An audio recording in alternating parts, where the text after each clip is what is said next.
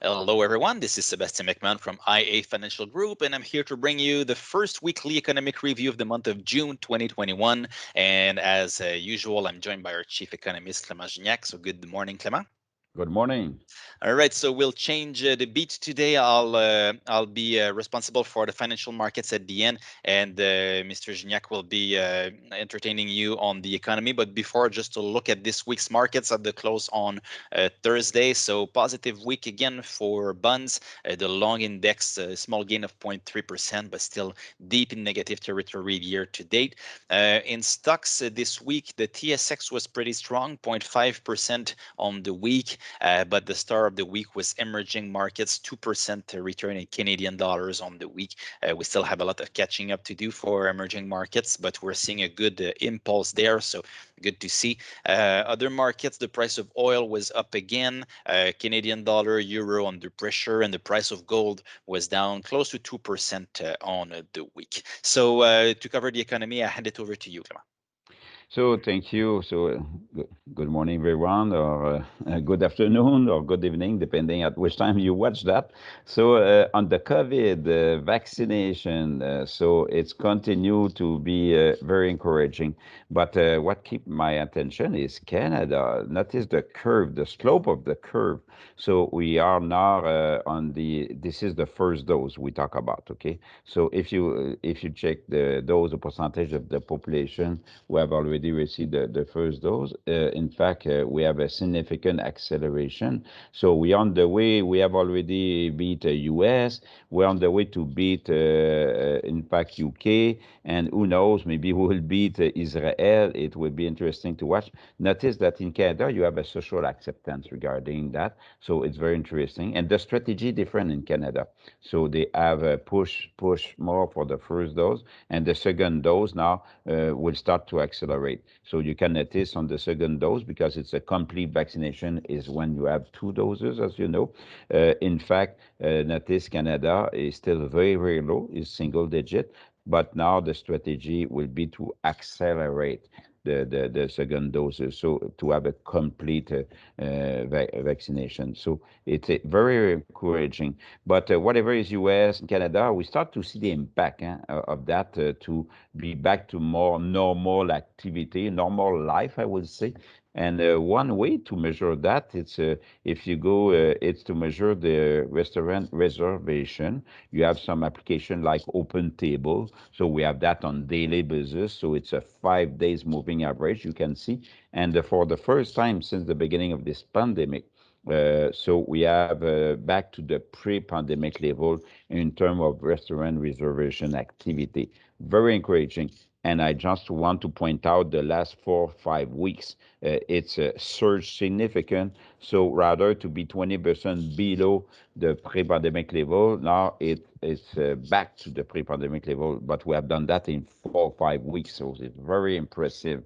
And notice casino, hotel, your food traffic, it's a weekly measure out there. And you can notice now that we are back to the pre-pandemic level as well. So all of that as suggests that you have a pent-up demand, significant, but they start to have an impact on the labor market. On the next slide, we can notice that in US, we have a strong non-farm payroll, 559,000. So in one single month, very, very encouraging. So it was more or less expected because we have the RDP survey a little bit earlier this week, which suggests it would be a strong number. In fact, nonetheless, we have in US that we have recovered only 65% of the job loss since the beginning of the pandemic. In Canada, the number was more or less like expected, that we expect a negative figure because we have the restriction on the economy was more severe than in US, and now expect a significant reversal for June number. So, but nonetheless, 68,000 job drop. But despite that, notice this is the red curve in Canada. We have still recovered 81% of the level of job loss. It's not exactly the same job that you recover, but let's say back to 80% of the pre-pandemic employment level, if you want. So very, very encouraging number. This week, it was a busy week as well. We have, in fact, the GDP release in Canada earlier this week. So very encouraging. It's close to 6% at annual rate for the first quarter. Notice this is the red bar is Canada, and you can notice on the chart on the left that for the first quarter, okay, US has been lead the G7 with a 6% plus annual rate in the first quarter. But notice Canada is just very close to US and lead with US the pack. Very encouraging. Why not to make a postmortem, in fact, with the second chart? Where is the level of GDP compared to the pre-pandemic level? So what we have done, we have compared Q1 this year to Q4 2019. So it's just before the pandemic COVID-19 hit the economy. So US is very close to close the output gap, if you want. So it's 1%, the GDP is 1% below the pre-pandemic level. In Canada is around 2%. Okay, so in fact, it's encouraging. And US and Canada are, in fact, much closer to close the output gap than other countries.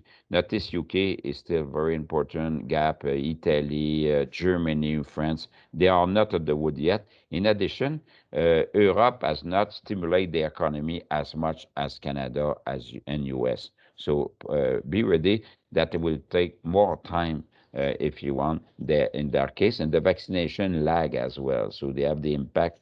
The stimulus is less significant, and the vaccination is not as fast as North America. So this is two variables who explain this kind of figure you have. Finally, we have in Canada an indicator as well that we do not talk too much often at this weekly capsule, but that keep my attention this week is the current account balance. This figure is released on quarterly basis, but this is the first time since 2008, believe it or not, that the current account balance is back in the black, is the surplus. So thanks to commodity prices was increased in a significant way, not only oil price, but copper price now at $4.50, as you know. So very encouraging what we see out there. And if you combine that, Sebastien, this current account surplus with the figure that we have talked about last week, that the federal debt in Canada, the direction the next 5 years is completely different than the direction of federal debt in US. It's very encouraging that the Canadian dollar maybe is on the way to even exceed 85 cents in the coming weeks, coming month. We will see. And on that note, I know that you will talk about calendar at the end, but it will be interesting to watch the reaction of the Bank of Canada next week. So back to you. We have activity on the capital market as well this week. Yes, for sure. And I'll start with a little bit of a look back at the month of May. It was a busy month. And as you all know, we have had positive returns for equities. So if you start on the left of the chart, all country index, developed market, emerging markets between 1 and 2%. But when you look under the hood, you see that, well, many emerging countries that are really exposed to the value trades, so resources, commodities. So these markets have been outperforming very strongly in the month of May. And the TSX is among the pack. So a TSX in US dollars or in Canadian dollar, as you can see, between 3 and 5%. And Europe also had a very strong month. And the S&P 500 is all the way to the right at only 1%. So this rotation from growth to value, which we from value, yeah, exactly, from growth to value, sorry about that, is still going very strong. And we think it still has some legs to run. So, for example, here we have the theme of the reopening still going strong. On the left, this is from the Bank of America. So we have two portfolios that they built, two baskets that they built. One is a reopening portfolio. So in there, you have restaurants, hotels, airlines, you have energy, because reopening means everyone will have to buy more gasoline to drive their car to work. So there's this portfolio, and there's the lockdown portfolio, which is more like the Netflix and the Amazon and the stay-at-home kind of trade. So as you can see, when it goes down, that means that the lockdown portfolio was outperforming, so all the way to July of last year. But since then,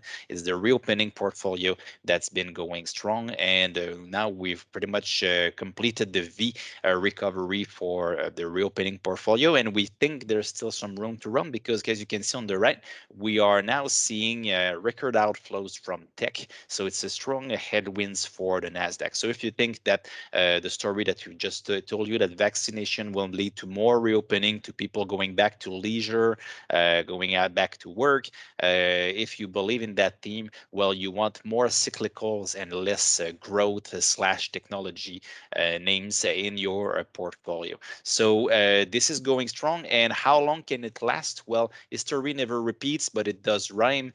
We have here all of the value cycles in history. So the periods where the value names outperform the market. Well, now it's been 8 months since we have entered this value cycle, but the typical or the average value cycle lasts 33 months. So it does suggest that we could have a good year or two ahead of us, and some even last for over 100 months. So we'll see. We're not there yet, but we do think that the stars are aligning for the value trade to last for a good while here. So maybe close with a bit of a post-mortem of the year and the last few years. So on the left, you have the attribution of the total return of the S&P 500 over the last few years. So I'll explain every one of those sticks. So the sticks, when you're kind of in a peach color here, that means this is the component of the return that is explained by an expansion of the multiples or a contraction of the multiples. As you can see, multiples that tend to explain a lot of the movement in the prices of the S&P 500. But when it's the blue part, that means that this is a contribution from earnings of businesses. So the last few years, multiples were explaining most of the movement. But in 2021, so far this year, it's pretty much all the expansion in the profit margins of businesses. So they're making lots of money. And in the last few quarters, in fact, the beat rate from businesses in the US was very strong, above expectation.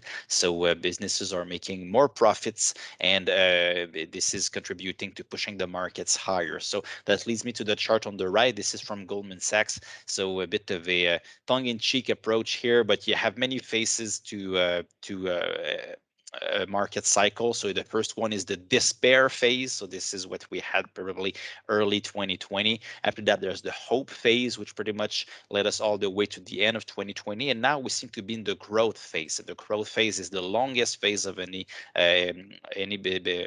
stock market cycle.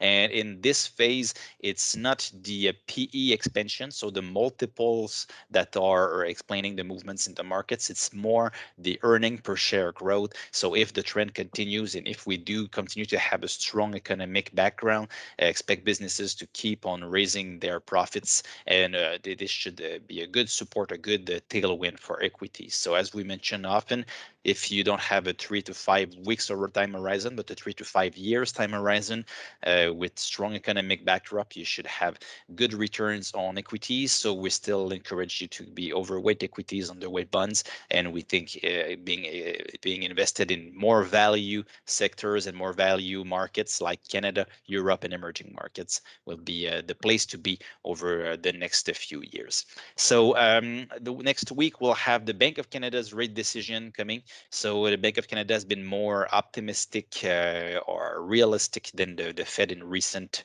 decisions. So recent communications. So we'll see if that trend continues. And in the US, we'll have the commercial trade balance and CPI inflation. This is the monthly figure, so should be a bit lower at 0.4% in May, month over month, but still that's an above trend rate. So expect inflationary pressures to continue to be part of the story here. So that wraps it up. So if you want to follow us, ia.ca/economy, you can always subscribe to our newsletter if it's not done already by entering your email in the box that you see there with the red arrow on your screen. So thank you again, everyone, for following us on a weekly basis. Thank you very much, Mr. Gignac, for your insights. You're Very welcome. A reminder that my prediction, not to mention my dream, that the Abs will defeat the Leaf happen, and now the next on the list is the Jets. So we will follow that very closely over the weekend, Sebastien. Have a nice weekend. Yeah, thank you, and enjoy the warm weather. The forecasts here in Quebec City are very hot for the weekend, so we'll try to enjoy that. So thank you, everyone, and we'll be back again next week with another edition of the weekly economic review.